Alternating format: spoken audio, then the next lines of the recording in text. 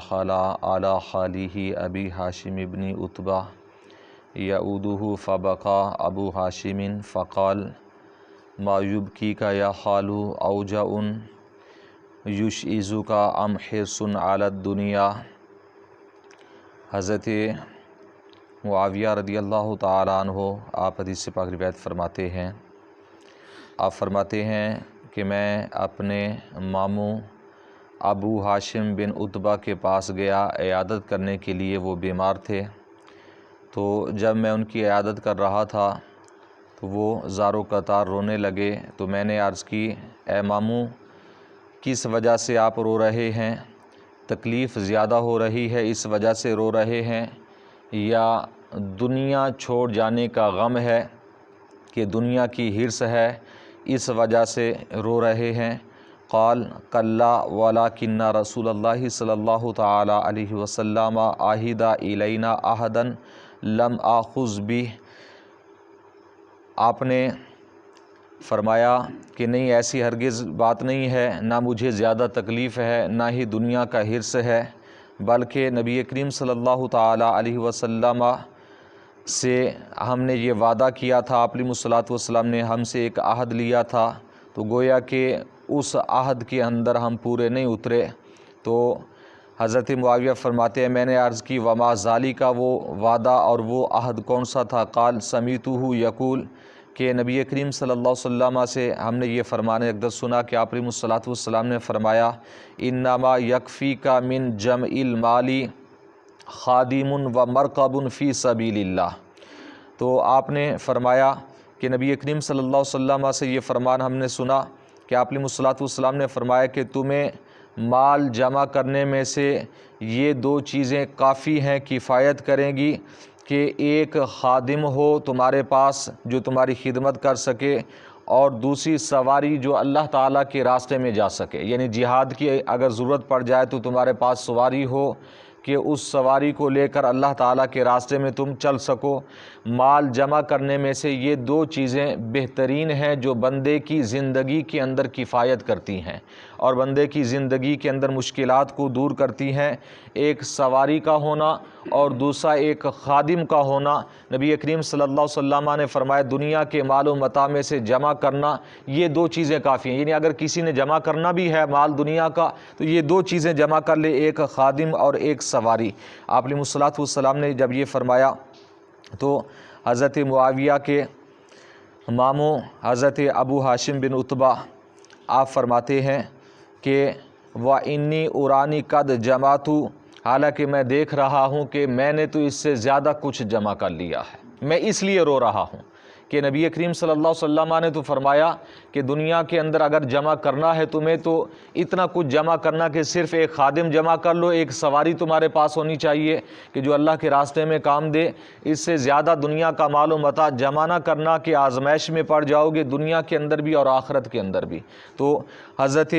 ابو ہاشم بن عتبہ فرماتے ہیں میں دیکھ رہا ہوں کہ میں نے تو بہت کچھ جمع کر لیا ہے اور دنیا سے میرا جانے کا وقت بھی آ گیا ہے، لیکن نبی کریم صلی اللہ علیہ وسلم سے جو ہم نے وعدہ کیا تھا اس وعدے کے اندر ہم پورے نہیں اترے، اس وجہ سے میں رو رہا ہوں،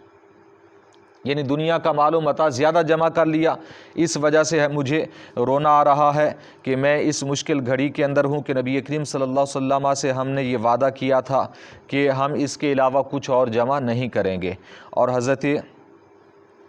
ابو ہاشم بن عتبہ آپ فرماتے ہیں قال عہد الیہ رسول اللہ صلی اللہ تعالی علیہ وسلم قال انما یکفیک من جمع المال خادم و مرکب فی سبیل اللہ۔ تو یہ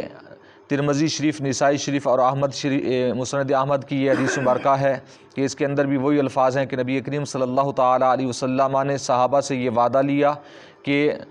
اگر مال جمع کرنا پڑے تو ایک خادم اور ایک سواری یہ دنیا کے اندر جمع کرنا۔ اور حضرت کعب بن ایاز رضی اللہ تعالیٰ عنہ فرماتے ہیں سمیعت رسول اللہ صلی اللہ تعالیٰ علیہ وسلم یقول ان لکل امت فتنہ و فتنۃ امت المال۔ نبی کریم صلی اللہ تعالیٰ علیہ وسلم نے ارشاد فرمایا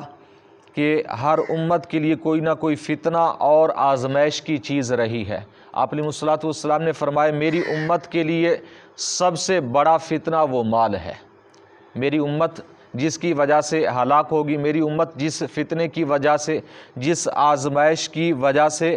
راہ راست سے ہٹ جائے گی، نبی کریم صلی اللہ علیہ وسلم نے فرمایا میری امت کے اندر سب سے بڑا فتنہ وہ مال کا فتنہ ہے، کہ مال کے فتنے کی وجہ سے، مال کے آزمائش کی وجہ سے، کاروبار کی وجہ سے، دنیا کمانے کی وجہ سے، دنیا کی حرص کی وجہ سے اپنے دین سے ہاتھ دھو بیٹھیں گے، ایمان سے ہاتھ دھو بیٹھیں گے، دین کے راستے کو چھوڑ دیں گے، اللہ رسول کو ناراض کر لیں گے، صرف دنیا کمانے کے لیے، مال کمانے کے لیے، دنیا داری کو باقی رکھنے کے لیے، دنیا داروں کو راضی کرنے کے لیے یہ سب کچھ کریں گے، اور اس مال کی وجہ سے، اس مال کے فتنے کی وجہ سے نبی کریم صلی اللہ علیہ وسلم نے فرمایا میری زیادہ تر امت جو ہے تباہ و برباد ہو جائے گی۔ اس لیے ایک اور فرمان بھی آپ علیہ الصلوۃ والسلام کا ہے، یہ بھی ترمذی شریف کی حدیث پاک ہے۔ آپ علیہ الصلوۃ والسلام نے فرمایا کہ میں نے جنت کے اندر دیکھا سب سے زیادہ جنت میں غریب لوگ گئے ہوئے ہیں، فقراء جنت میں سب سے زیادہ ہیں، یعنی جو دنیا میں جتنے غریب تھے وہ جنت میں زیادہ گئے ہیں۔ اور فرمایا آپ علیہ الصلوۃ والسلام نے جہنم کے اندر میں نے نگاہ ڈالی تو جہنم کے اندر سب سے زیادہ عورتیں اور سب سے زیادہ امیر لوگ ہیں۔ تو فتنہ تو ہے مال، کہ مال ایسا فتنہ ہے کہ نبی کریم صلی اللہ علیہ وسلم فرما رہے ہیں جہنم کے اندر سب سے زیادہ میری امت میں سے جو لوگ جائیں گے وہ مالدار لوگ ہوں گے، اس لیے کہ مال ہونے کے باوجود وہ مال کے جو حقوق ہیں وہ ادا نہیں کریں گے، مال کی وجہ سے اپنے رب کو ناراض کر لیں گے، اللہ رسول کے راستے کو چھوڑ دیں گے، اور مال کی آزمائش میں ایسے پڑ جائیں گے کہ اللہ رسول کا جو راستہ ہے وہ بھول جائیں گے اور جہنم کا ایندھن بن جائیں گے۔ تو آپ علیہ الصلوۃ والسلام نے فرمایا، میں نے جہنم کو ملاحظہ فرمایا، جہنم کے اندر سب سے زیادہ عورتیں اور امیر لوگ، دولت مند لوگ جہنم کے اندر زیادہ گئے ہیں، اور جنت میں زیادہ لوگ جانے والے وہ غریب لوگ ہیں، وہ فقراء ہیں، نادار ہیں، مفلس ہیں، جن کے پاس دنیا کے اندر مال و متاع زیادہ نہیں تھا، بقدر کفایت انہیں دنیا میں ملتا تھا، ایسے لوگ نبی کریم صلی اللہ علیہ وسلم فرما رہے میں نے دیکھا کہ جنت میں بہت زیادہ گئے ہوئے ہیں۔ تو اس لیے کوشش کرنی چاہیے کہ اللہ تعالیٰ دنیا میں جو بقدر کفایت عطا فرمائے وہ بہترین ہے، دنیاوی اعتبار سے بھی، اخروی اعتبار سے بھی۔ اللہ تعالیٰ کی بارگاہ میں دعا ہے کہ ہم سب کو دین کی صحیح سمجھ عطا فرمائے۔